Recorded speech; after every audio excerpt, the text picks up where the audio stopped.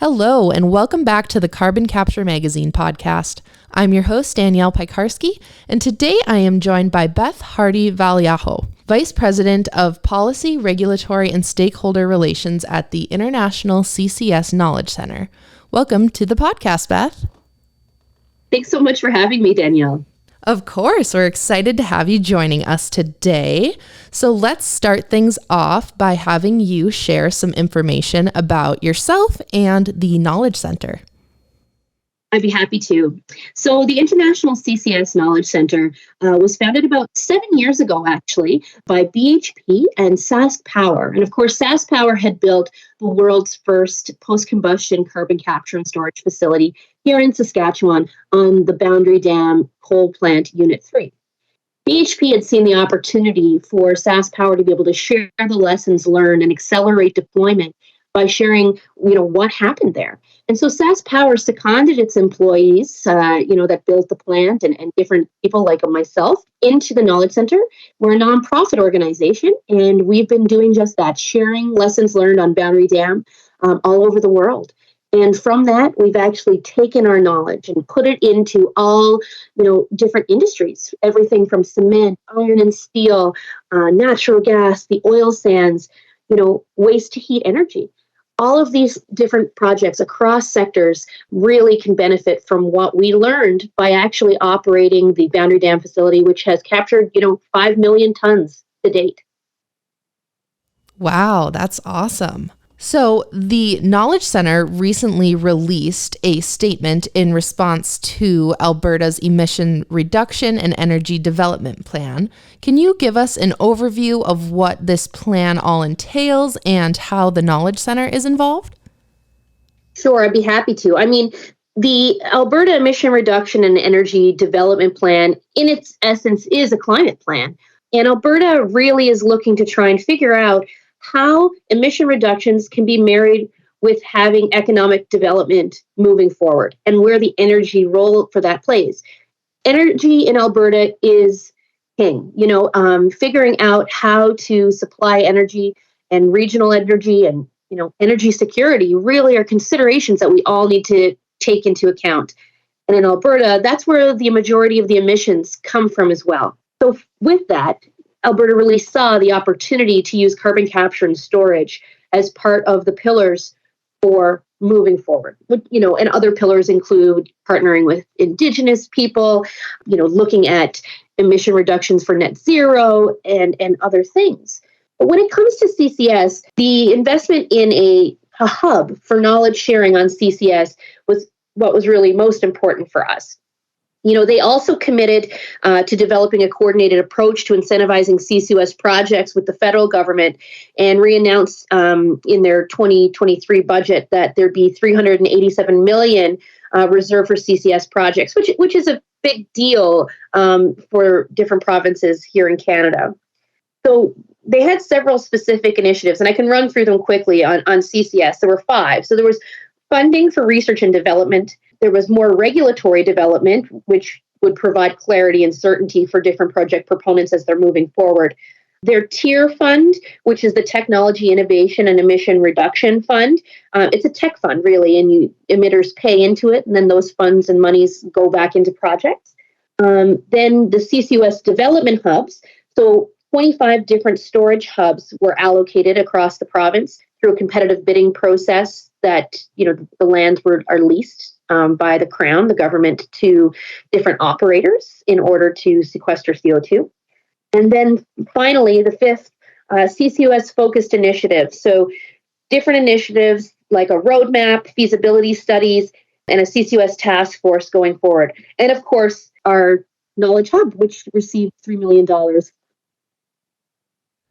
Very exciting. So this knowledge sharing hub will be the first of its kind. What's the mission of the hub and how will it advance CCS technology and projects? Yeah, it's a great question. We really wanted to try and insert learnings and lessons into these projects because if public dollars are going into projects, through investment tax credits and through different grant funding options, et cetera, there needs to be public knowledge sharing. Public dollars in, public knowledge out is kind of what we want to ensure happens, because a lot of the projects otherwise will be one and done. We want to avoid one and done projects and make sure that projects are reducing costs, reducing any delays, ensuring considerations for job security, et cetera, are all part of what you're planning forward for to reach final investment decision. We have seen at the Knowledge Center, a time when CCS kind of had fits and starts, and this is one of those starts where we want to inject knowledge now, not just take it at the back end when the projects are done. We think more projects will get done if they have knowledge inserted into them. And that's part of what is going to happen in the Knowledge Sharing Hub. That's fantastic. How important would you say the collaboration between industry, governments, academia, community, and Indigenous communities in bringing large-scale CCUS projects to life? Yeah, we need everybody pulling in the same direction. And so that's why we're looking to set up this knowledge hub that has government foundation, because this is going to be the world's first portal to share knowledge and information about the development of CCS. And in doing so, we're going to collect and curate those best practices and lessons learned from all the Canadian CCS projects, past, present, and future. And we need to draw on those collaborators to get knowledge from as many projects as possible, from that initial planning and feasibility stage all the way through to construction and ongoing operations and optimization. So we need everybody on board, because that way we can help that they're built and promote the continuous learning and improvement. Everybody has different angles and different approaches to try and make these things happen. And ensuring that the communities are part of what we're trying to do is one of those things. Ensuring Indigenous communities are benefiting from what's moving forward. Danielle, sharing knowledge is a fundamental Indigenous principle, and we think that that's something will definitely be in line with what they're trying to achieve as well.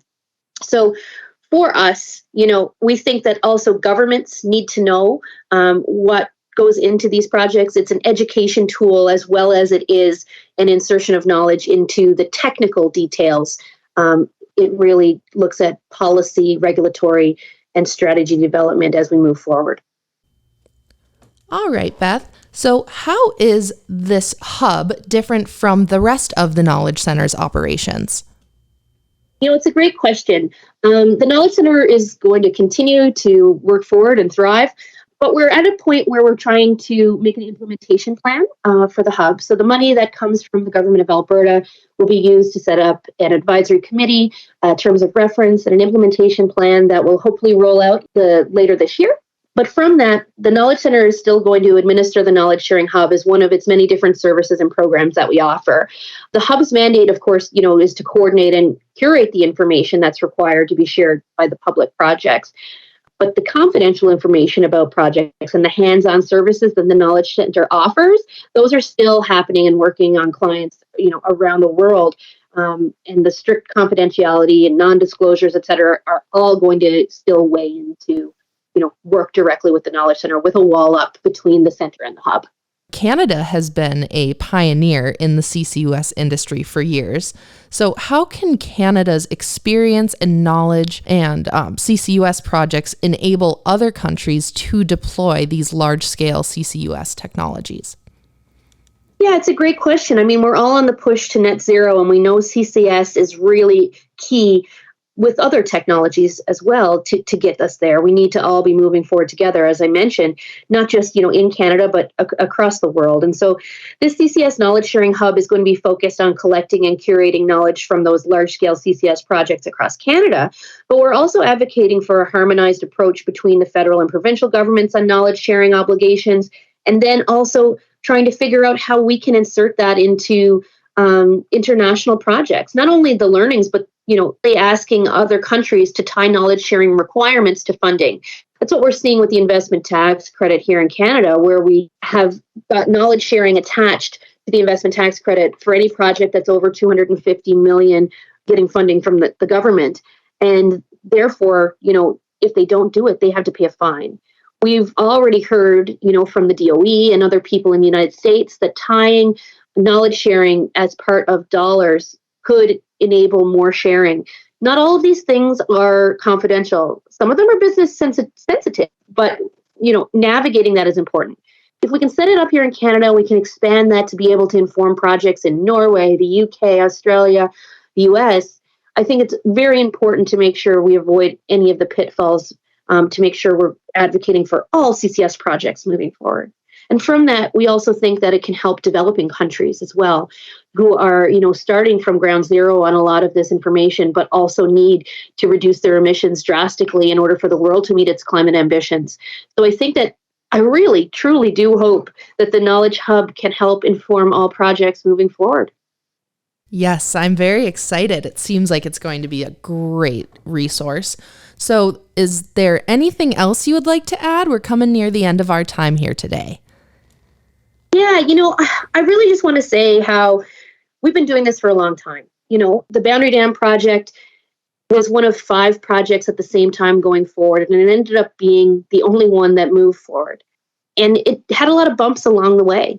And understanding that, everybody, especially engineers, really think that they know how to do all these projects and move forward, but it's not that simple. Things come up after thousands of hours of operating that were never expected on a small scale, pilot type project.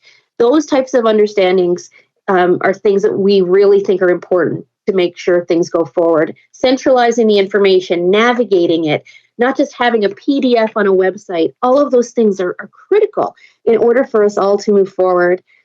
I see a lot of CCS experts popping up lately, and I love that people are interested in CCS, but knowing who actually has done it and the proven nature, there's not a lot in the world. And so applying those lessons across different sectors, things like heavy emitting cement and steel, CCS is here. And those lessons actually, as they develop, are really important to derive. It's not just your business trying to move forward. Everybody is, and we need to do it together. It's at a point that we need to collaborate and not compete. So from my side, I really do hope that this hub will enable people to move forward without just saying everything is confidential. And if we can attach government dollars to make sure that happens, then I'm happy to see that. Absolutely. Thank you, Beth. Again, we are joined by Beth Hardy-Valiaho, Vice President of Policy, Regulatory, and Stakeholder Relations at the International CCS Knowledge Center. Yeah, thanks so much for having me, Danielle. Of course, and thank you to our listeners. If you or your company is interested in recording a podcast, please reach out to Carbon Capture Magazine, and we look forward to next time. Until then.